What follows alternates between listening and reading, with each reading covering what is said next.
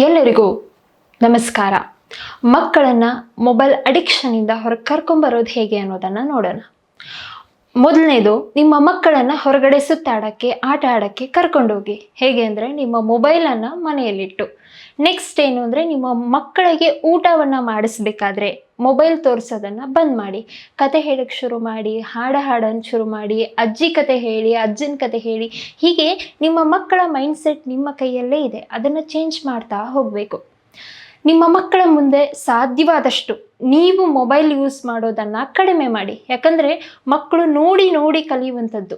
ನೀವು ಎಷ್ಟು ಯೂಸ್ ಮಾಡ್ತೀರಾ ಅನ್ನೋದನ್ನು ನಿಮ್ಮ ಮಗು ಅಬ್ಸರ್ವ್ ಮಾಡ್ತಾ ಇರುತ್ತೆ.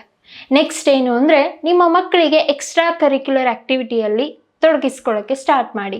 ಸ್ವಿಮ್ಮಿಂಗ್, ಡ್ಯಾನ್ಸಿಂಗ್, ಕರಾಟೆ ಇದೆ, ಸ್ಕೇಟಿಂಗ್ ಇದೆ, ಹಾಡಿದೆ, 108 ಇದ್ದಾವೆ. ಅದರಲ್ಲಿ ನಿಮ್ಮ ಮಕ್ಕಳನ್ನು ಜಾಯಿನ್ ಮಾಡಿಸಿ. ಇದರಿಂದ ಏನಾಗುತ್ತೆ, ನಿಮ್ಮ ಮಕ್ಕಳು ಎಕ್ಸ್ಟ್ರಾ ಕರಿಕ್ಯುಲರ್ ಆ್ಯಕ್ಟಿವಿಟಿಯಲ್ಲಿ ತುಂಬ ಇನ್ವಾಲ್ವ್ ಆಗ್ತಾ ಹೋಗ್ತಾರೆ. ಆಗದು ಅಂತ ಕೂತ್ರೆ ಯಾವುದೂ ಆಗೋದಿಲ್ಲ. ನಿಮ್ಮ ಮಕ್ಕಳ ಭವಿಷ್ಯ ನಿಮ್ಮ ಕೈಯಲ್ಲಿದೆ.